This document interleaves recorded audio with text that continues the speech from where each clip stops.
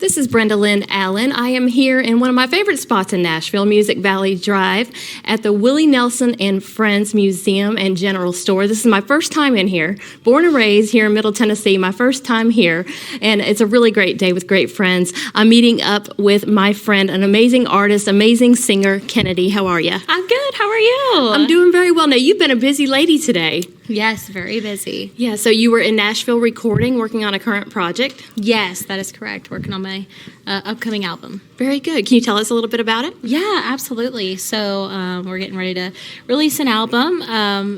We've got some really exciting things in store, lots of original music.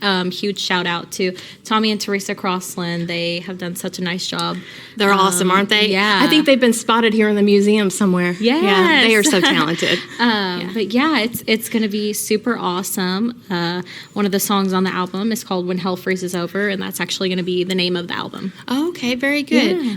So your new studio project, you've got 6 songs there, and so Tommy Lee and Teresa Crossland have written some of these songs. Yes, that is correct. Yeah, they're such good writers. Yes, they are. They know me so well by now. We've been working together for weeks, and we've really developed not only just a singer-songwriter relationship, but a friendship, and that helps so much because they know you and they know what you like. So Yeah.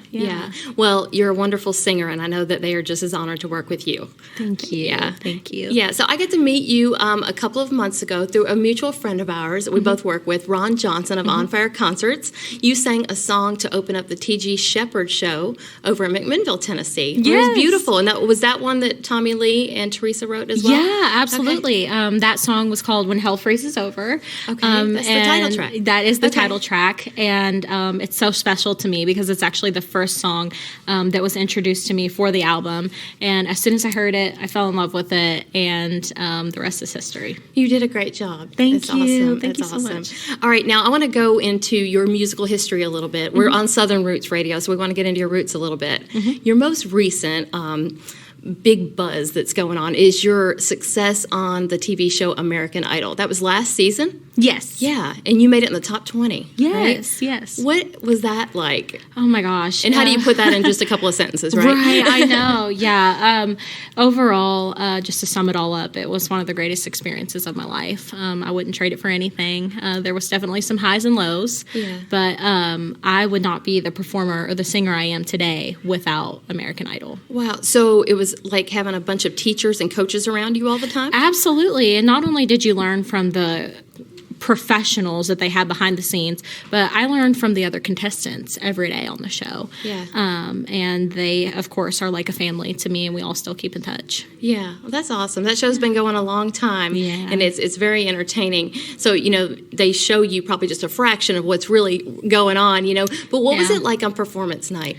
Oh, my gosh. Yeah. So, of course, the performances were very nerve-wracking, but I think when it really got scary was during the live shows, because not only did you have an audience of hundreds of people, but you had millions of people watching at home, and that really is correct. I mean millions of people. Yeah. And so it's important to engage with the audience, but you're looking into that little camera screen and you're trying to put on a show for the people back home, and that makes it even more nerve-wracking. Yeah, wow. So what about your musical upbringing? Before American Idol, take me on the path that led you to that. So I started singing when I was young, but I had a church youth group pastor that invited me to sing at some nursing homes with him. Oh, that's after my own heart. I worked at one for 10 years. You know what? Yeah. That was one of the greatest experiences, too, because not only did I absolutely love it, and I loved the people,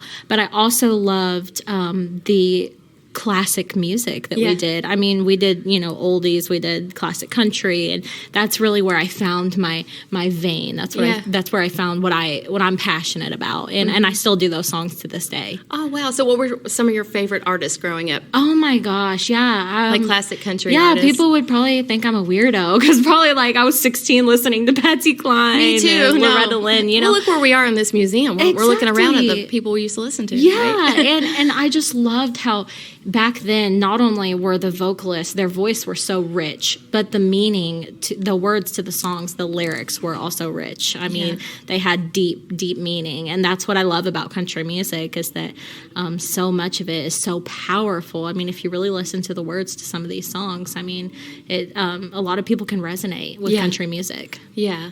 So growing up, you did the nursing homes, you performed there, and I know you were a bright light to a lot of people over the years.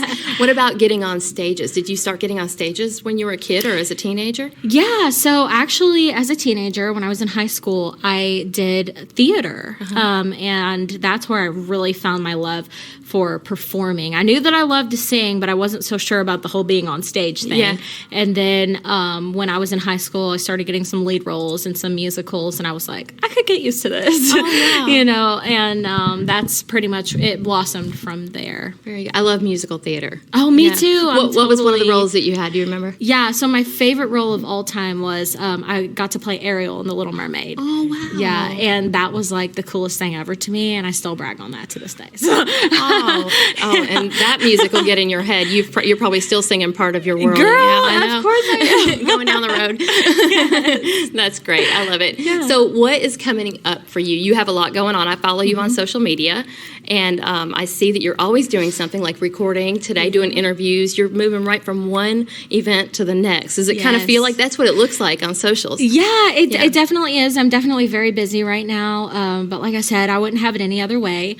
Things to look forward to in the future is a really rockin' album. It's going to be amazing, and I have no doubt that people are going to love it. Yeah. So you have a lot of appearances coming up so that you can share your music in different types of venues. Tell me what you have coming up live performance-wise. Yeah, absolutely. So we have a really awesome show coming up on August 3rd at Pasantino's, and that show was put on by the owners of the Josie Awards. Yes. So that's, really exciting. I'm so eager to meet them and for them to hear some of this original music. It's going to be so awesome. That is exciting, and I am so happy for them. They are some of the sweetest people, and they had this dream of opening this great restaurant and venue, and their dream's off the ground, and now they're having you over. Absolutely, and it's such an honor too, because they just had their grand opening, and so I'm only the second performer there. So that is just so cool that they entrusted me with that. Yeah, Deborah Allen, I think, was the first performance, and wow, that's good company to keep. Yeah. I'm very, very excited. Yeah. And then, of course, I have a show on August 10th. I think you're going to be with opening for Dina Carter. Yes, that is correct. Girl, she knows my lineup better than I do. Oh, no. Well, I love On Fire Concerts, and that's a Ron Johnson On Fire Concerts production. Yeah. So I am going to be opening on the 10th for Dina Carter, and I'm so excited about that because that's somebody that I've looked up to for a long time, and of course singing her music, so that'll be really exciting. You grew up singing Strawberry Wine? Absolutely. And then on August 23rd, I have a really, really special show coming up. There is a very big festival that my hometown puts on once a year. And your hometown is? Sellersburg, Indiana. All right. Yeah. And I'm actually headlining on Friday, the 23rd. And so I went from dreaming about being able to be on that stage to being the headliner. So it's really cool. And of course it's special because I'm putting a show on for these people that I love so much. I love going everywhere all over the U.S., but nothing is more special than my hometown. That's your hometown, and you know they were cheering you on while you were on American Idol. They were. They couldn't have been more supportive. I'm so thankful for them. That is awesome. Yeah. Very good. So how can people follow you, get in touch with you, and find out where you're going to be? Yeah, absolutely. So I am Kennedy Reed Music on all social platforms, TikTok, Instagram, Facebook. And then kennedyreed.net is my website, and that's where you can find all my upcoming shows and news, things that are happening with me, like the album coming out, and of course we do have some merch on sale. So very good. Yeah, all the cool things there. I am so happy for you because I can tell you're enjoying this. Thank you. I am. Thank you. Yeah, that's awesome. Hey, what do you want to say to your many fans, your friends listening in that are always cheering you on? Yeah, I need to just say thank you all so much. It wouldn't be possible without all my fans, supporters, my friends, family. And it's just like I said on American Idol, I never thought that I would even get through to the live shows, let alone be voted by America to the top 20. Yeah. And that was out of around 50,000 people. I made it to the top 20, and it wouldn't have been possible without my supporters and my fans. So thank you guys. That's awesome. That's awesome. And we want to encourage y'all to come to this great place, this museum, right? Absolutely. Right? Isn't this awesome? I'm loving it. It is so cool. Yes. Thank you, Kennedy. Yeah, thank you so All much. right.